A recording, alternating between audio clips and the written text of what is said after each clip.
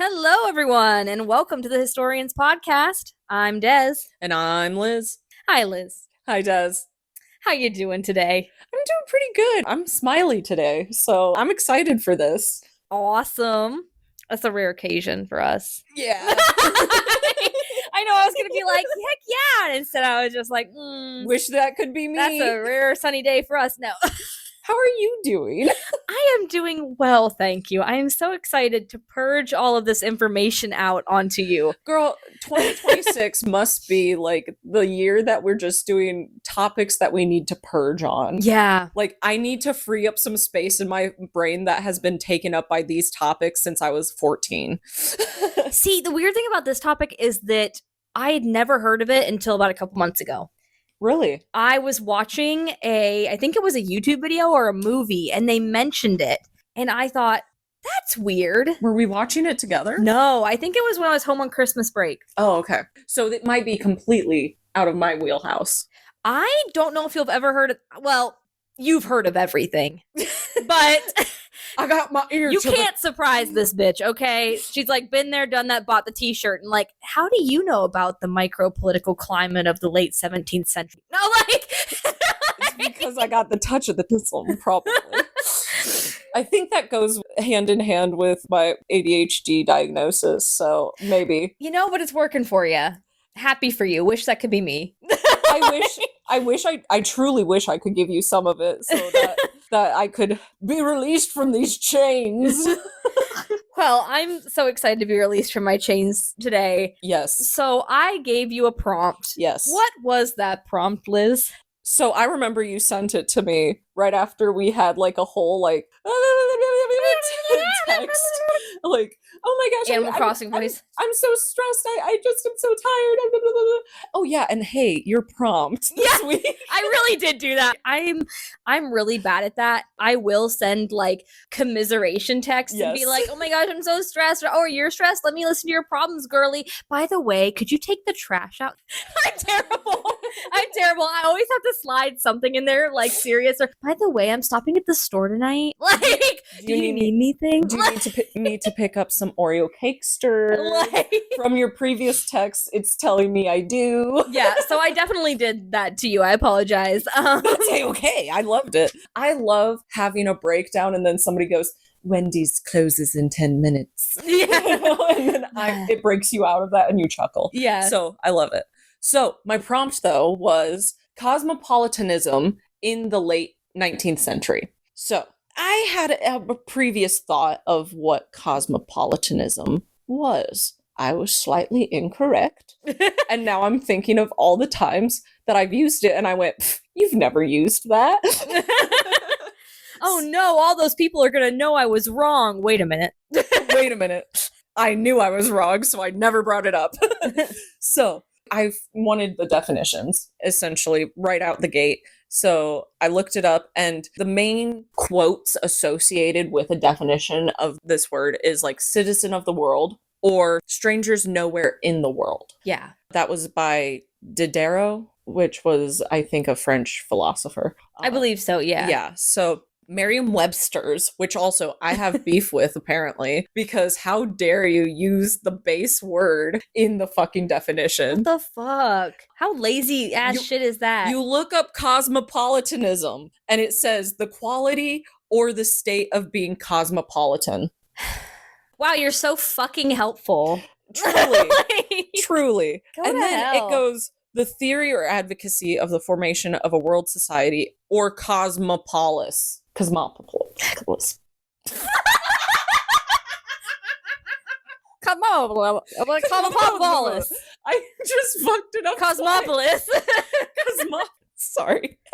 Listen, guys, we didn't study Greek, okay? No. We didn't study Latin. No, my mom did take Latin in high school, and I was like, I can say a few words, but nothing important. It's okay. If anything, this podcast has shown me that I need speech therapy. Oh, no. I'm doing a lot of physical therapy for different shit, but I need speech next. Yeah, you're like, move that shit up to my mouth. That's not wrong. Anyways, the cosmopolitanism. It's that theory of, united. Another definition is like excessive admiration, imitation, and cultural traits or achievements of others at the expense of cultural identity or integrity of one's own land or region, which I have issue with that shit. Yeah, because the other definitions that I found, that's not what it is. Right. So Oxford has a philosophical or political ideology that promotes the idea that all human beings belong to a single community based on shared morality, values, and rights. And I was like, there we go. That's it. That's the one, baby. That's the one. Yeah, and it transcends national, cultural, and ethnic boundaries, advocating for a world where individuals are treated with equal respect and dignity, regardless of their background. And so I was like, oh, yeah, I'm picking up what you're putting down now. Yeah.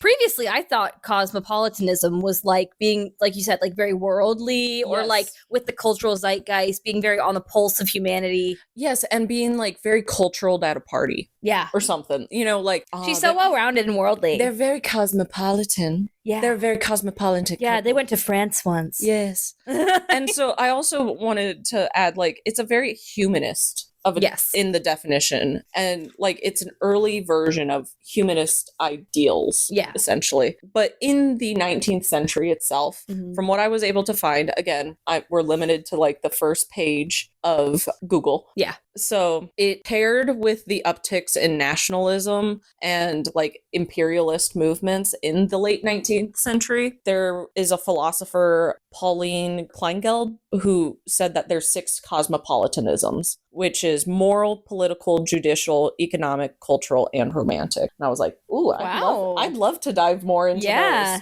So how dare you make me want to dive further. How dare I make you want to learn? And what kept on coming up was that a lot of historians use like cosmopolitanism from the end of the Napoleonic Wars to the end of World War I. Right. And it was dominated by imperialism, nationalism, and racial thinking. And so a lot of historians are like, cosmopolitanism, it kind of like, it negates, it's that counter movement. It went against, the policies of a lot of these nations. Negates, but like, it's that counter movement. It goes against a lot of these base core issues were. So there are connections between imperialism and cosmopolitanism. It's fundamental equality among humans, but then there's imperialism during this time, and it's like they don't mesh. It doesn't mesh together. Those ideologies do not mesh well together at all. And then I had a chain thought and I wrote it down because I was like, okay, industrialization. I always go back to industrialization because I am sorry, I am a labor historian, and industrialization. Your bread and butter. Exactly. Thank you. And then it went into, cosmopolitanism with industrialization. That's not really like meshes well. And then I was like still thinking of them better than others, which it's like, okay, I think that a lot of the people who would have been said to be cosmopolitans were those imperialists or those venture capitalists or those families who were those nouveau riche. There is a lot of accessibility issues with cosmopolitanism. I also included open mainly to the affluent during the 1800s, not the workers. Right. Like it was only available. Despite it being something that the workers would have been perceived to have benefited from, it is not something that was accessible to them. Yes. Yeah. We're going to find out a lot about the struggles of cosmopolitanism through today's topic. How, it's an ideal, but how hard it is to achieve that ideal. Yes. I am very excited, but that's kind of the gist. No, great job. I just want everyone to understand what cosmopolitanism was at this point, and also, how it played in with politics, because I think a lot of people, when they think of cosmopolitanism, you don't initially think of it as political. Yes. But it's very political. I think that a lot of people think that a lot of things are not political, but at the base of a lot of even modern times, why are you making it political? Everything, they've made everything political at this point. So at the end of our last episode, you ask me for a hint. You do this every now and again. You'll see, if I have a little teaser to give the audience. And my teaser last time was that by the time I am done with this episode, I will have you speaking my language. Yeah. Everyone, today our topic is going to be Esperanto, the universal language. You can learn this on Duolingo, by the way, and you probably have never heard of it. Liz is giving me this incredulous look. I've never heard of this. Yes! Yes! Finally a topic you've never heard of! I'm so happy! Holy crap! So we're going to talk about what's called like an international language or the universal language of Esperanto. It was created by Dr. Zamenhof. We're going to talk about Dr. Zamenhof's upbringing. He's going to be the star of this, and his universal dream. Oh, cool. Has a lot to do with cosmopolitanism. So there's his picture. For anybody who is just listening in, it's this very dapper looking guy with little spectacles and a nice beard and mustache. And he's wearing a little star on his lapel that's actually the logo for the Esperantist movement. He does look like somebody just walked into the photo parlor that he was not expecting to. And he's like, oh, hey. He's got a little bit of that like isolated intellectual look where he's like, oh, hey. Yeah. Oh, you're taking a picture of me. I was just reading. Hey, what up? So we're going to dive into his origin story first. It's very important as to how this movement got started. So his name was Ludwig Lazar Zamenhof. He was born on December 15th of 1859 in the then Russian city of Bialystok, which is now in Poland.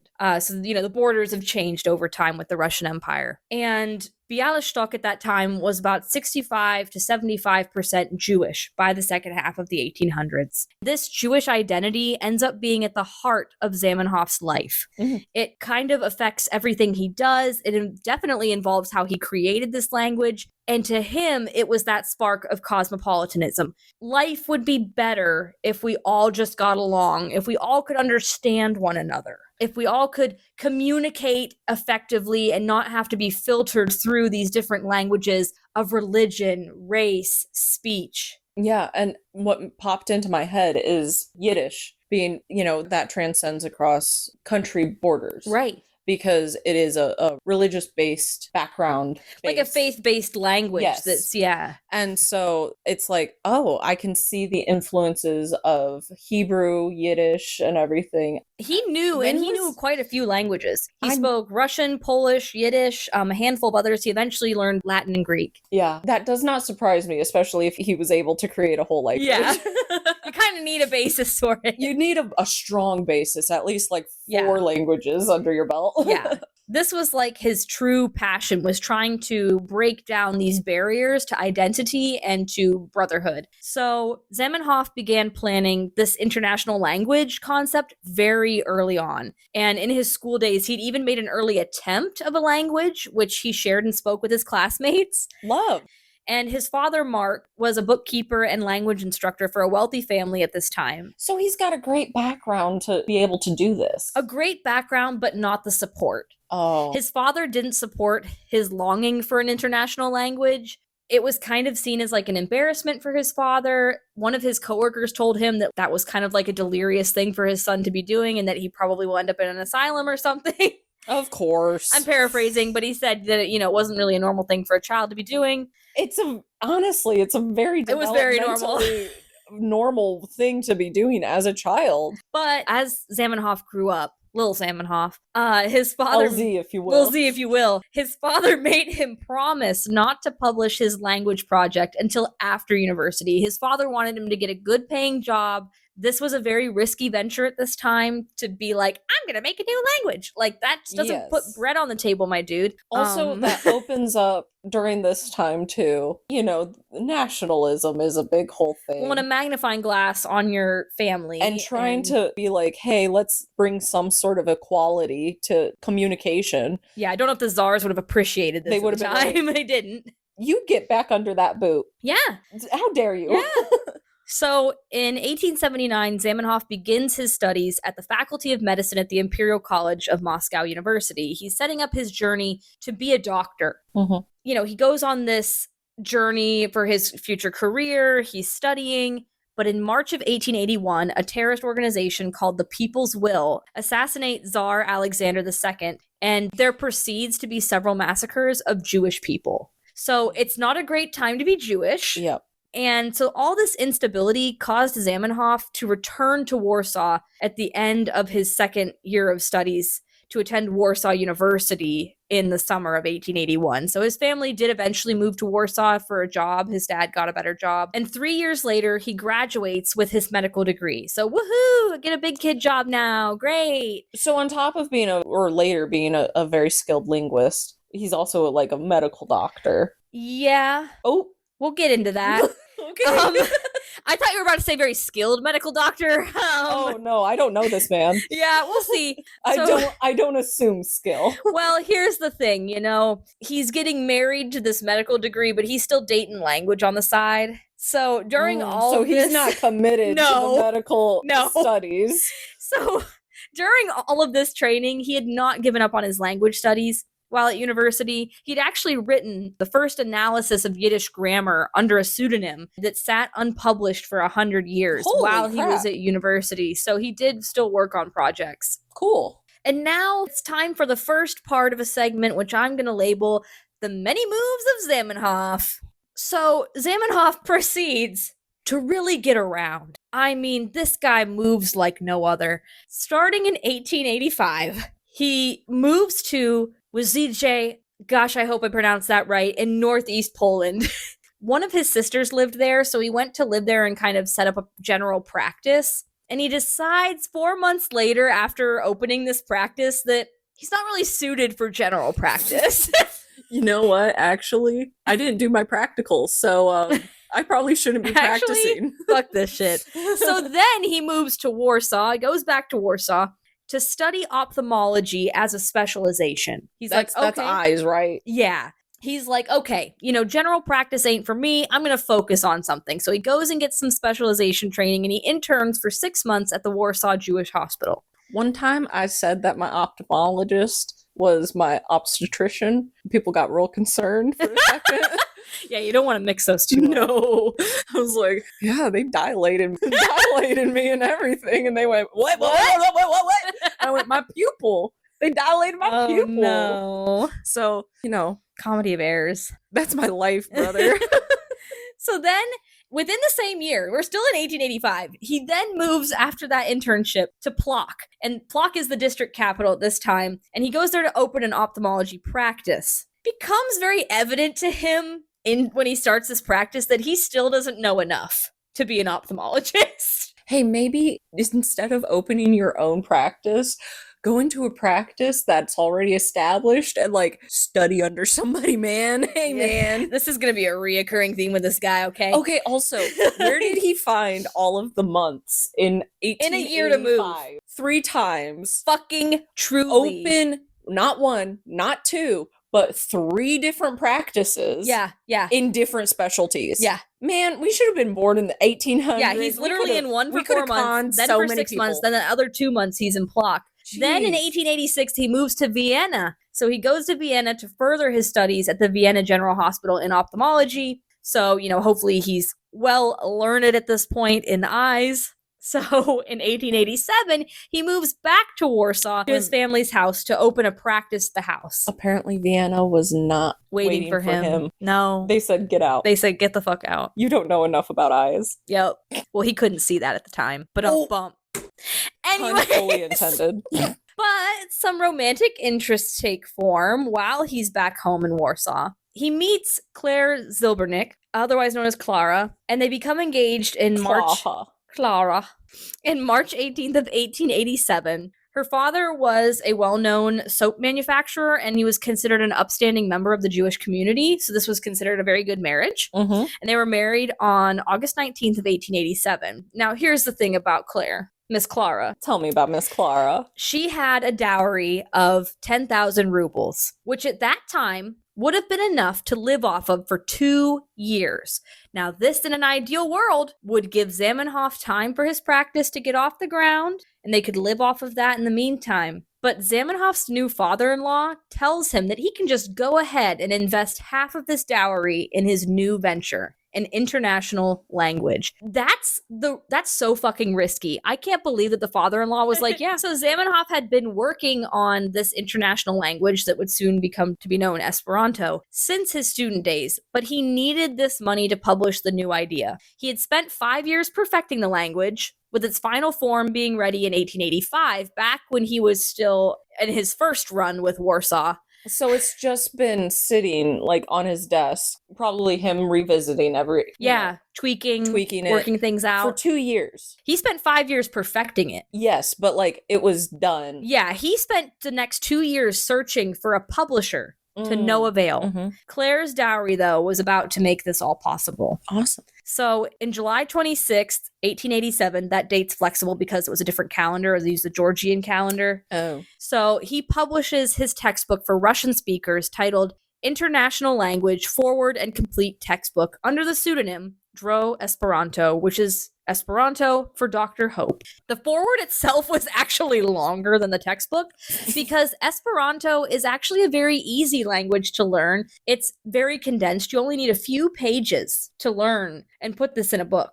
So what is Esperanto? It is a language comprised of 22 letters of the Latin alphabet. It drops Q, W, X, and Y, but it has 6 additional letters with accents that create different sounds. To create the simplest grammar possible, Zamenhof used a series of what are called affixes, so like suffixes, prefixes, things like that, to change the meanings of words, and he adopts English grammar to help with this. So I put an example like O at the end for singular nouns, A at the end for singular adjectives, and I at the end to indicate it's the infinitive.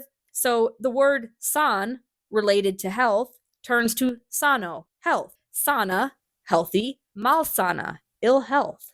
And this is derived from mostly Romance and Germanic languages with English grammar. So he used a little bit of everything in that melting pot of languages and then took the simplicity of English grammar and used it to kind of glue it all together. Cool. The basic rules, like I said, only cover a few pages, and it's estimated to only take someone about 6 months to learn if your base language is Romance or Germanic in nature. If you have, like if you were originally from Japan, it might take you a little bit longer. One, because the writing style, you have to change to the Latin alphabet. Yeah. But it still is relatively quick to learn. It might only take you a year. Oh, interesting. I am seeing language arts stuff. Yeah. And so I'm like, I don't know what happened to my brain during that hour of language arts from 3rd grade on, but I must have just stared at a wall because I don't remember a damn thing. I remember going over exclamation points and question marks. Yes, and I know an onomatopoeia. Yeah. And what's that called? What? Hey, what's that called? I just got barked at. What the Not your first time, but hopefully not the last. What's that called? The pow boom. Is that an onomatopoeia? Yeah. I only know one thing. We're keeping that. No! No! I'm an idiot. You can keep it, but you gotta cut out one of my other dumb shits.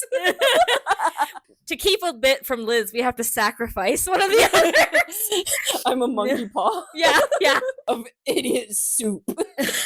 So flowing forth from me. The key with this language was its neutrality. The point of this whole thing was that cosmopolitanism. No other nation or ethnic group could have any advantage to use this over anybody else. So it had to be an equal mix of all these different things because you didn't want to show favoritism to any other nation. So in this book, one of the things that I thought was coolest was that Zamenhof completely relinquishes any copyright of this book, claiming that it is public property just like the language within it. I like that. I thought you'd like him. There are some aspects of him that are very admirable. Yes. And also some, as we'll find out, that are very naive, I feel. Okay. He's so well-meaning. Yes, that's the thing is I love a well-meaning character of history, but also sometimes the worst things have happened because somebody was very well-meaning and somebody else came in and misconstrued it. And broke it into something that could be used. Right. Not well. Not well. So in this book, he also included a slip of paper. And on that, it was a pledge that you would pledge to learn Esperanto. At this time, it was just called the Lingvo Internacia. Something. Internacia? So, and this slip was to be mailed back with the promise that the first 10 million to pledge to use this language would receive a special mention in a separate book. He, of course, never got to 10 million. That's quite a lot of people back then, and even now. And also, that would take up a whole book to be mentioned. Exactly. The whole book would just be names. Yeah. So the problem essentially that he realized was that the language needed people to speak it, or else it would be irrelevant. Yes. Because right then, nobody spoke it except him. Yep. And a language needs people. What is a language without speakers? Exactly. So in 1888, he ends up publishing a second book called the Dua Lipa, called the Dua Libro de Lingvo Internacia. Meanwhile, while all this is happening and he's taking the time to publish these books, and they are getting a little bit of notice, the American Philosophical Society elects a committee to see if an international language was even possible, and invited scientific organizations to participate. So Zamenhof gets a hold of this news, and he produces a supplement to his second book outlining the APS initiative, stating that the fate of international language now rested in the future Congress hands. So he was kind of like, this is my magnum opus, my topic. Mm-hmm. It's up to you guys now if it gets the Roman, like, yay or nay. Yes. And so he also stated that... they didn't bring him in for these talks? No. The person who created language? They didn't know yet. Oh, okay. So this is all happening, like, meanwhile back on the farm. So it's like a different concept of, should we do an international Yeah, they're like, is it even possible? Could we even do it if we wanted? Should we put out a call for this? Right. Oh, okay. And to see what people's thoughts are. Yeah. And he tells his Esperanto devotees that whatever happens at this Congress to this language, that they have to accept it, because he wants the language to succeed, and he wants people to know that it has his blessing. Whoa, someone accepting when the masses have spoken, or the representatives of the masses have voted? What? Well, to get that, you gotta have masses. Nobody fucking cared, and nobody there was no interest for this Congress gathering, so it was canceled. Hey guys, I can't make it to the International Language Congress. I'm sick, and I just really want to stay home with my cat. Hey guys, I can't make it. Oh, are you sick as well? No, I just don't want to fucking go. Yeah. So, anyways. I think it's a lot more issue than anything else. Yeah.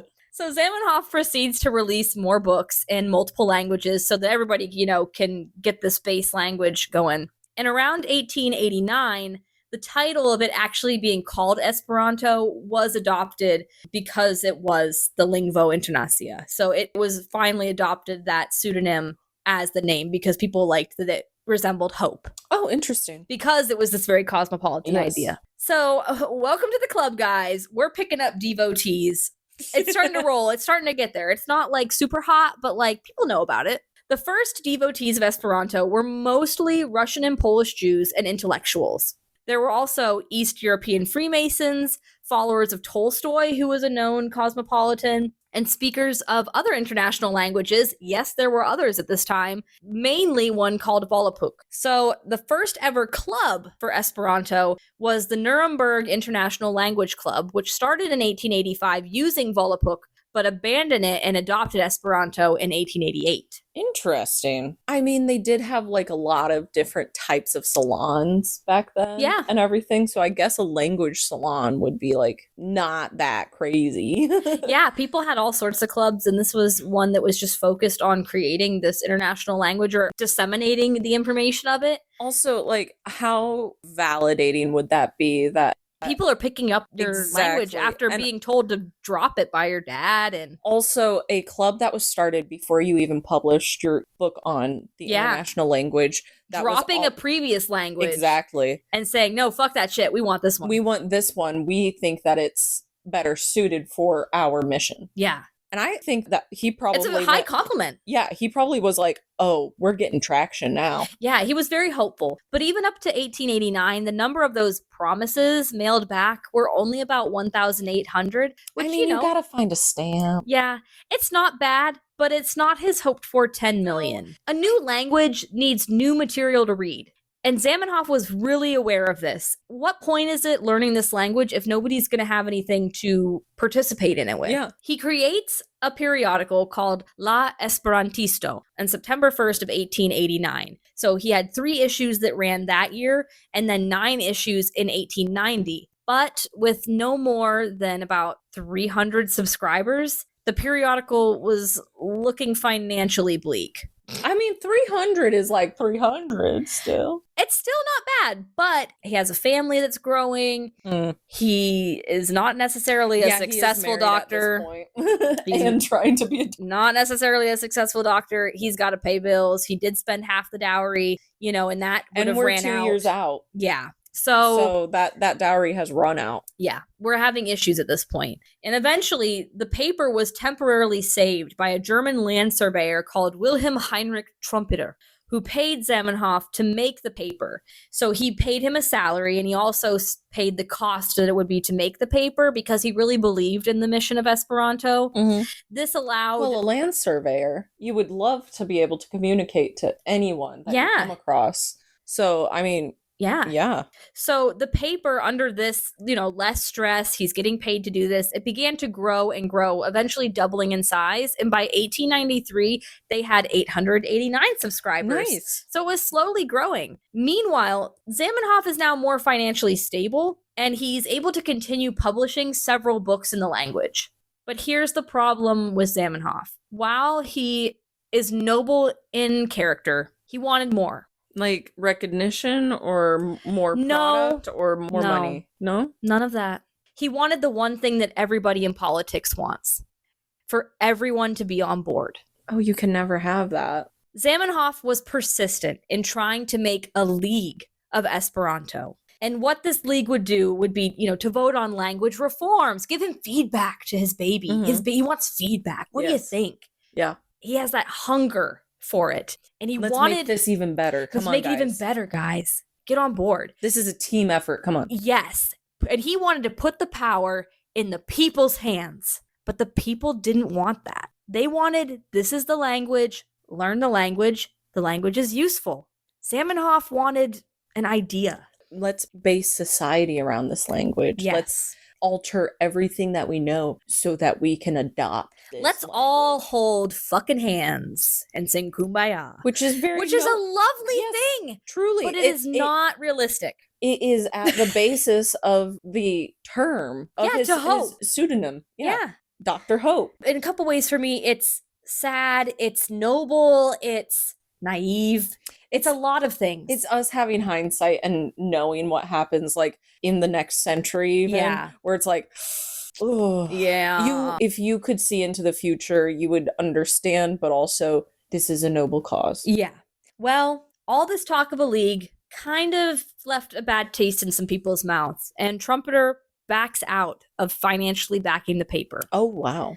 Leaving Zamenhof to finance it all, and his subscribers start to dwindle. It's kind of like, oh, we want to establish a board. And then it's like, no, we don't want that. But nobody wants the responsibility. So Zamenhof tries to pivot by having Tolstoyan editors have a column in the paper. But this caused censorship issues because the Russian government was not big fans of Tolstoyans at this point with their cosmopolitan jargon. Not that that's a bad thing, but it was against the will of the nation. And everything, And this further alienates the paper.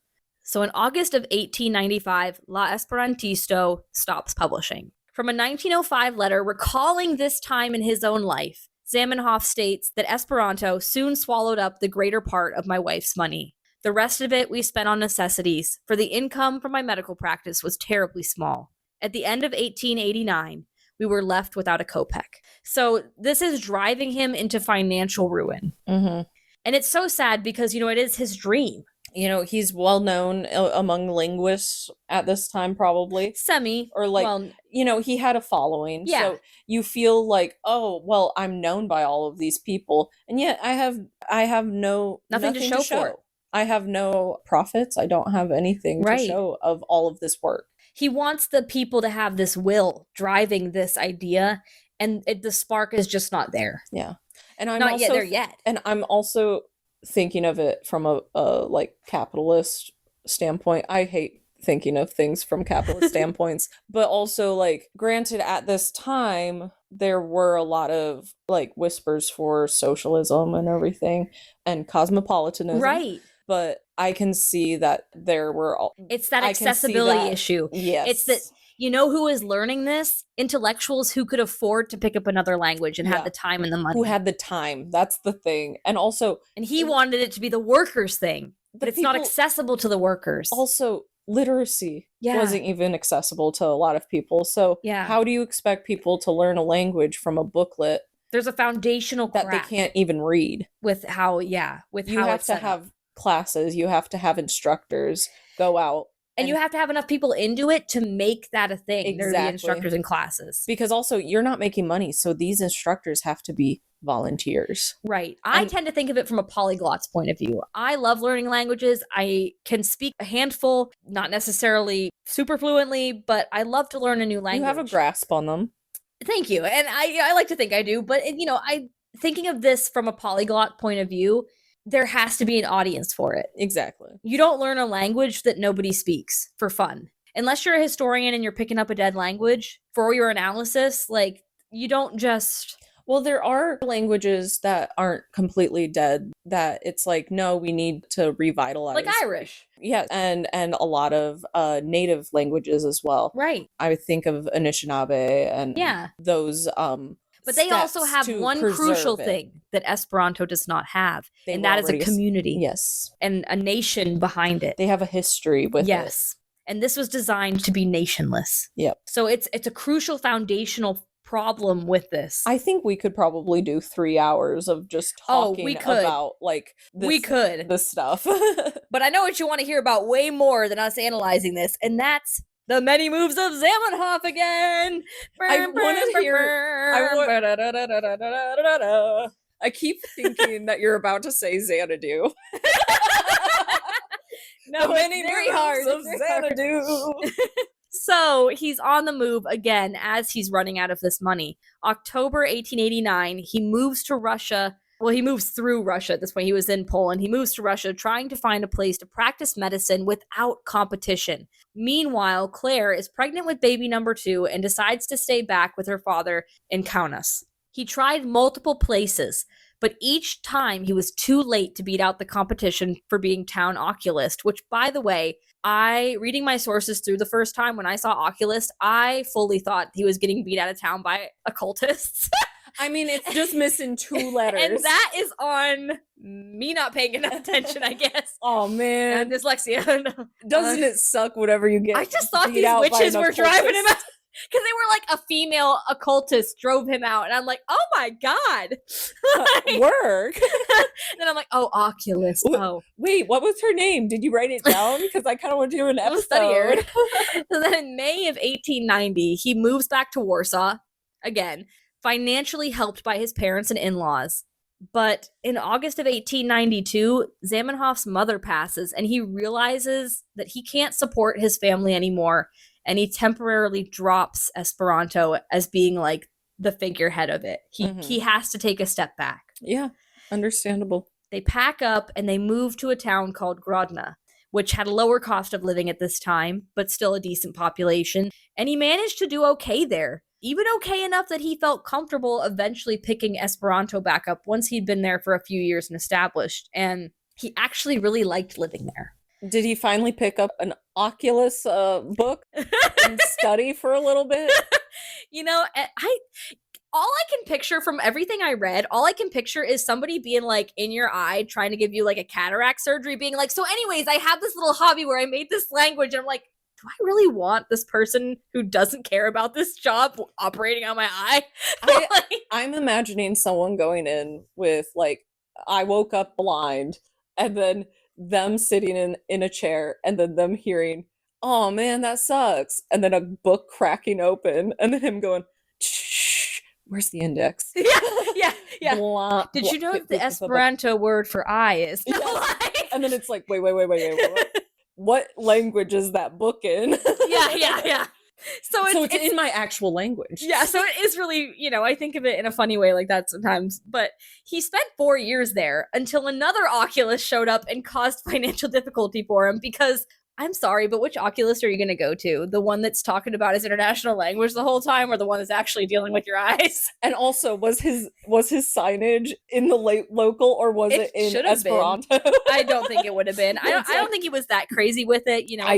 I'm sure he wasn't. But also, it's like, I'm just thinking, like, with the mix-up with occultist and everything. Yeah. Oh, a new occultist came in, and he just went, fuck. You know what? I gotta leave. Yeah, again. I gotta leave.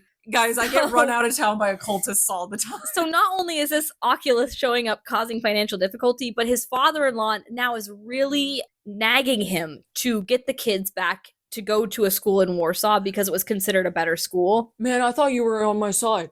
You told me to blow that money. Listen, man, I love your little language. Your little woo-woo language is great. Can we please have your kids move out of Grodno? Hey, I know that you've taught these children 2 languages or multiple languages at this point. They can't read. Yeah. You need to and they take keep them speaking to in tongues. I don't know what. Oh, your language. Never mind. I forgot about that. Yeah. So we're back to Warsaw now. They move back. I've lost count at this point how many times they moved back to Warsaw. But they left Grodno on October 16th of 1897, much to Z's chagrin, because he really loved it there.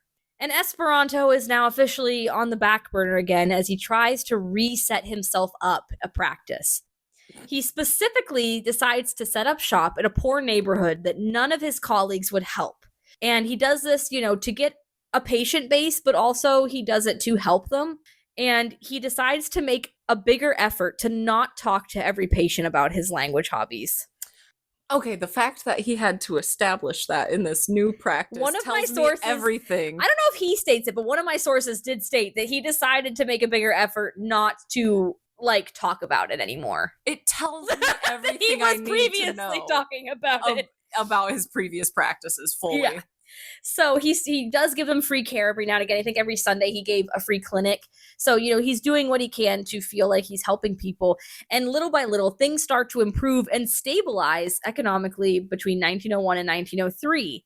But while Zamenhof was taking a break, things didn't stop in the world of his international language. It kept going on. So while he was away, there begins to be a little bit the seeds of a divide. But there's a lot that kind of leads up to this divide.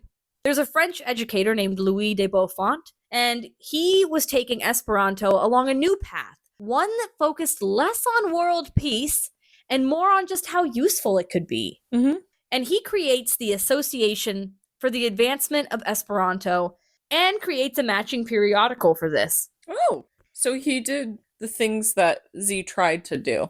And he had the money and the affluence. He got a lot of affluential people involved, even Jules Verne. So he got famous authors, famous publishers, and, people involved in the language arts involved in this club.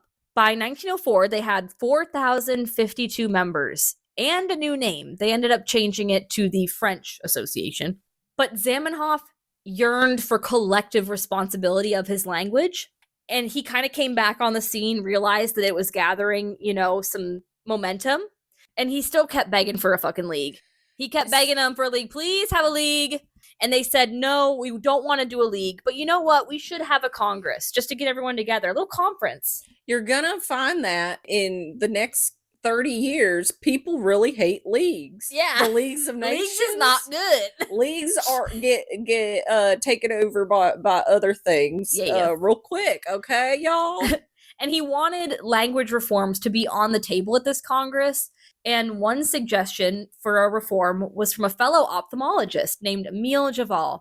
And he argued that Esperanto should lose the accent markers on some of the words because it's hard to see and it's ableist. So he thought that, if you removed them, it wouldn't hurt people's eyes so much to read. There's so many ophthalmologists and linguists. What is that Venn What is it with diagram? the eyes and the mouth and what's? They do know that them's ain't connected. Well, technically to the brain, You know, everything's connected. If we had to connect the amount of times that we have ophthalmologists interested in an international language, it'd only be 2 times. But it's weird that it happened twice. So the French Esperantists who were hosting this conference or congress in Paris, they really wished that he'd drop all the mysticism bits, because he was like going to give a speech all about world peace and like holding hands, and especially the parts about uniting all religions. They were like, this is a really touchy subject. Maybe if you're wanting to build this up, you shouldn't quite release that information yet. Yeah, at this time, it was definitely one of those button issues that's like, oh. Yeah. He gave the speech anyway. But the first Universal Congress of Esperanto was from August 5th to 13th, 1905 in Paris, France. And guess what? He once again was asking for a league. And they all said, no, we don't want there to be a league. We have a fucking conference. Stop trying to make league happen. Literally that. So this leads to what was called the Great Schism, and created a branch called Edo. So meanwhile, Yuval still really hated those accent marks, and nothing had been done about them. So he eventually offers Zamenhof 250,000 francs to get rid of them. And Zamenhof proceeds to deny and ignore his request, as he favored other changes to the language. Isn't he quite down on his luck right now? He's doing better. Okay. He's not rich, but I'm thinking of Clara. He's not hurting. Clara and her 3 kids. I'm thinking of Clara and her children. You know, honestly, I can't imagine what was going through her head. Being like, oh, I'm going to marry a doctor. It's going to be great. And then getting like this language nut. I mean, good for him for pursuing his interests. Maybe that was very attractive to her. I mean, exactly. The thing is that what probably, if she really liked him and she was like, yeah. It was endearing at first, maybe. Hearing someone talk about their passions is something that I find very attractive. And so I'm like, but attractive enough to be almost homeless with 3 kids. Maybe not necessarily. Depends on the passion, because if it's certain passions, I'm gonna say, you I'm so sorry, hun, and I don't like having a job, but you need to get a fucking job. So Zamenhof ends up just telling him that, hey, you know what? If you really don't want to use the accents, you have my blessing, okay? For your personal writing, do whatever you want, man. Like, this is the people's language. If you don't want to have the accents, when you write things, don't include them, and just let people know that you're not going to include them. He could have taken 100,000 and been like, do what you want. Well, he wasn't one to abuse privilege or to, you know, take people's money. He had morals, I guess. But this unintentionally causes a split between conservative and reformist Esperantists. So the conservatives were traditional. They wanted to stick with it how it was. And then the reformists were those that were like, hey, this is very useful. And because it's useful, we should have it as simplistic as possible. So May 1907, a project is published called Edo, which is Esperanto for the offspring. So this is an offspring of Esperanto. And with any movement, right after like big advancements or something, there usually is infighting. There usually is exactly. Yep. So Zamenhof's behavior around Esperanto becomes very sporadic and unstable. In one moment, he proposes reforms, and then the next moment, he's like declaring it totally unnecessary. So he's kind of having his own internal problems from this. Well, he also might be like holding strong, and then he gets beat down so often that he's like, you know what? Fuck it. Fine.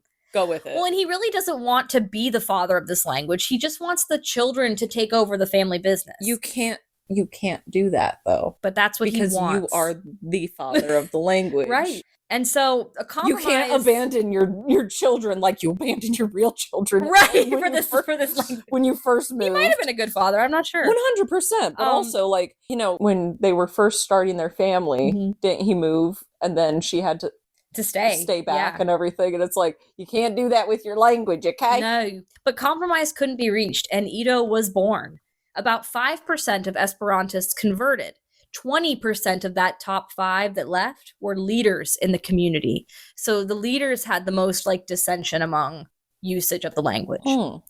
In the end, despite taking a step back from the movement and being in poor health in general, he had a weak heart and bad circulation, Zamenhof stated that he was finally happy and that his only regret was that there was only 24 hours in a day. He still did writing projects with translating different things into Esperanto, but he did take a step back. But people like Zamenhof can't really slow down. Yeah.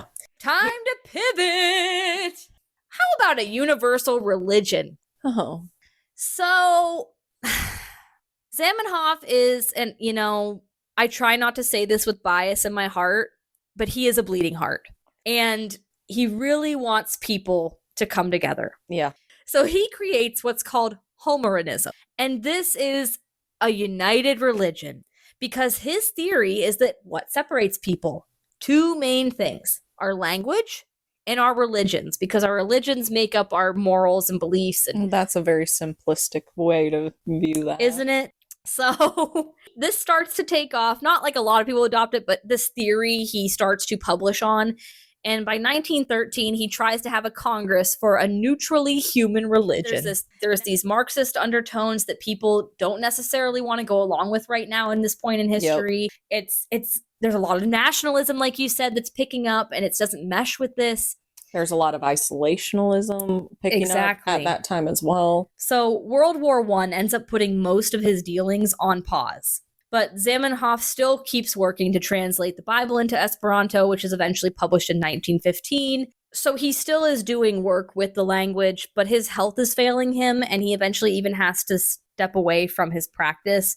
And he ultimately dies on April 14th, 1917. Now, the saddest part about all this is the injustice that would happen in the future with his language. And part of that is that by being this kind of person, he's put a target on not only his back, but on his family's back. Yep. And in World War II, many years later, not that many, but a few, all three of Zamenhof's children were arrested and eventually killed by the Nazis. Foul play was suspected. They were believed to be on a list because of his work. Zamenhof's ideals carried over into this war and were causing the Nazis problems. Yes. So they believe, they know there was a list. Well, it's completely, even though their end goal probably was like a universal language, German or like a Nazi language. This, no, everyone is equal. Everyone is it tainted the ideal. Exactly. So in the end, his son Adam was shot, and Sophia and Lydia, plus their aunt Ida, were ultimately taken to one of the ghettos and eventually transported to Treblinka. Oh. So they did not make it out. My heart hurts. It's a really low point. It's a very sad point, and it's all because of things that they didn't do. Yeah. And it's also about being the Jewishness of it, where it's like they weren't responsible for that either. Exactly. It's the injustice of it. Where it's like, and their father never, this is so detrimentally against what their father wanted. Yeah. And it's a double slap in the face. Like, it's so many slaps in the face. Exactly. So I wanted to include a little bit on Nazi Germany and how Esperanto has gone forward. So after Zamenhof passes away, the language obviously didn't disappear.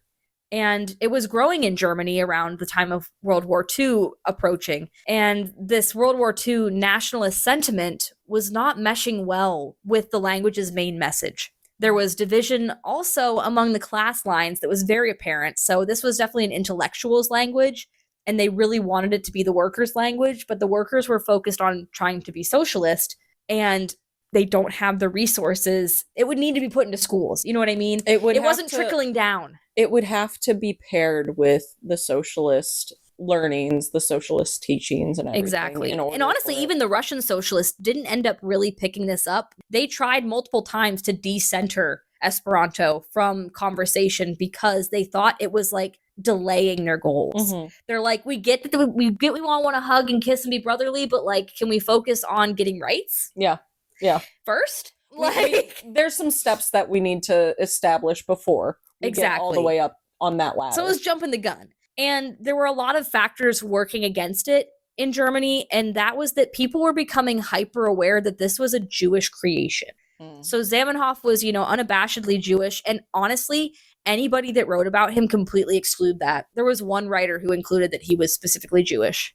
So it was not a touted thing because of that, attitude towards it. But in Germany, they were like, okay, well, this is a Jewish creation, so it is therefore lesser. Even though Zamenhof himself would be like, no, that is a key identifier for myself. Yes, and this language. You need to include it. And also, like, part of the reason why this language was created. Right. How dare you stop, not associating me with that. So it also included a lot of foreign words, which the Nazi Party was vehemently against. Yeah. It was German only. They didn't want this mixing of languages trickling in and diluting the German language.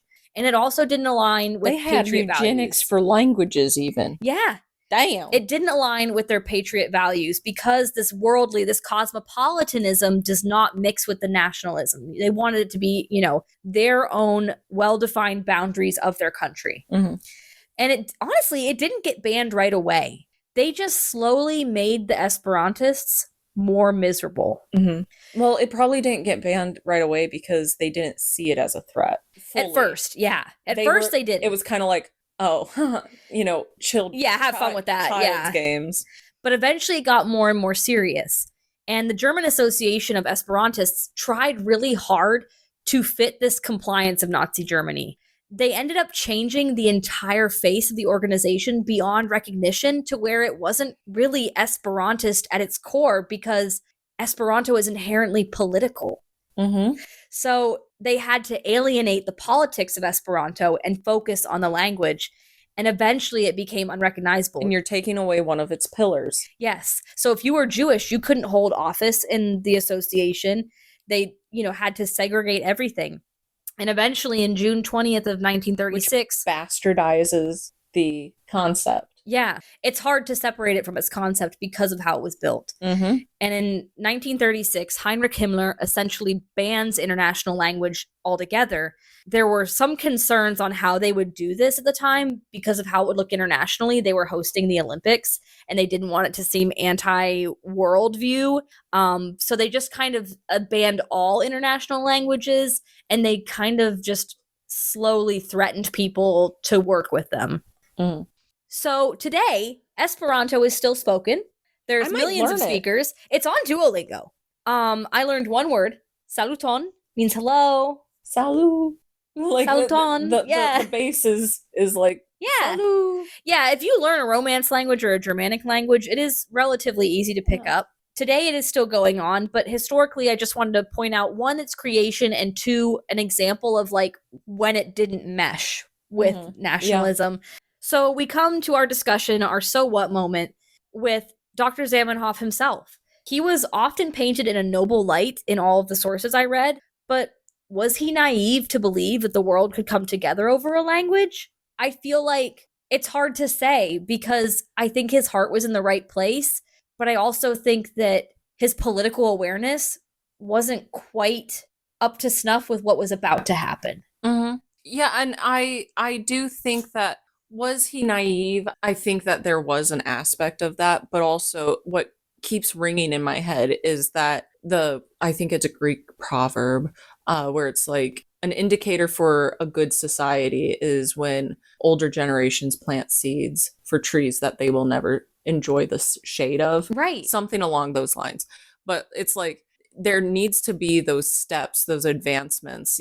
We might not have an international language right now, but who knows, maybe in 150 years, they will take the steps that he took and, fashion it, evolve it. Movements have to evolve. Right.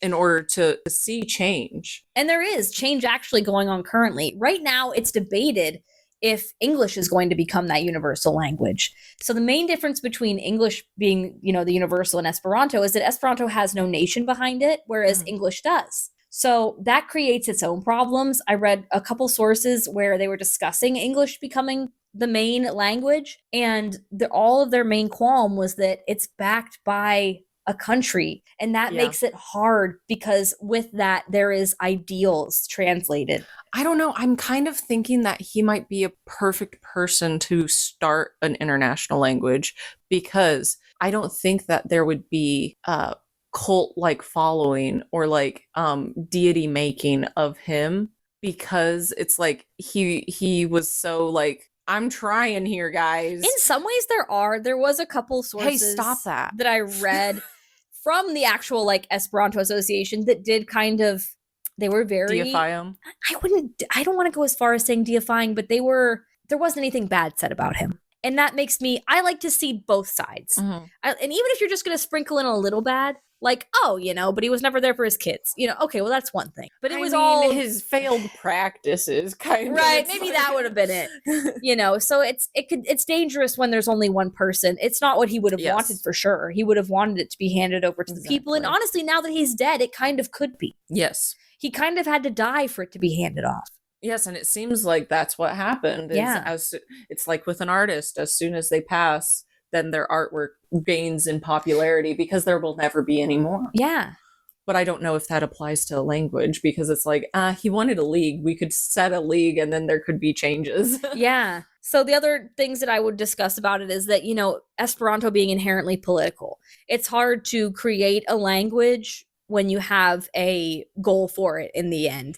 It's one thing to say, I kind of side with the ones who wanted it to be useful. Yes. It's like, it's not so much that it can't be cosmopolitan. It's that I think you should sell it as useful first, cosmopolitan second. Yes. I think that the usefulness needs to be emphasized, because, do I see the usefulness of a universal language? Yes. Especially if we want to have nations without borders or whatever. Yeah, to have everyone on a nice platform where they're able to talk to each other. Equal playing field and everything. Sadly, though, when you're establishing a movement such as this, you are essentially, no matter what, saying, I am against whatever is happening right now. And then whoever is in power right now will take great offense to that. Right. And no matter what, it becomes political, sadly. Yeah. So, and piggybacking off the political, it's made for the worker, but it's not accessible to them. The middle class is the main bread and butter of the learners of this language. Yeah. And nowadays, maybe not, because we have Duolingo and that's accessible to everybody and anybody can pick up this language. But when it was created, the idea was this very Marxist, like, everyone, this is for the people. And it just wasn't quite able to achieve that goal as easily as hoped. Even with his, like, mail back this pledge, you'd have to find a stamp. Yeah. Or like go to whoever's posting. You have to be able to afford to buy the book. Yes, before you even get the stamp. You have for to the envelope in the read. book. Yeah. You have to be able to read. And guess what? Literacy was not widespread, y'all. Yeah. So, and I truly think, of course, there's a difference between being able to read it and being able to actually learn it as well. So I think that also where there's a disconnect or a falling short is they did not send out language instructors to rural areas or to it was taught areas. Sporadically sometimes, but it was like never at these clubs. Sometimes at the clubs, but also there was a couple countries where they made it an elective. Oh, cool. But it was very brief. It was like blips on the radar. They did have radio stations, actually. Some of them became outlawed with like Nazi Germany, but it's one of those things where it's like, overall, I just think his story is fascinating. I think the concept of an international language is very unique. And it was interesting to find out the cosmopolitan background of the language itself. So I wanted to share. Yeah, I learned so much, dude. I had no idea about this. It's awesome. Thank you so much. Thank you. Guys, you can find us at Hystorians.com, on all of your favorite places to get podcasts, and on our YouTube channel here. We thank you all for tuning in, and we hope to see you again in our next episode of The Hystorians.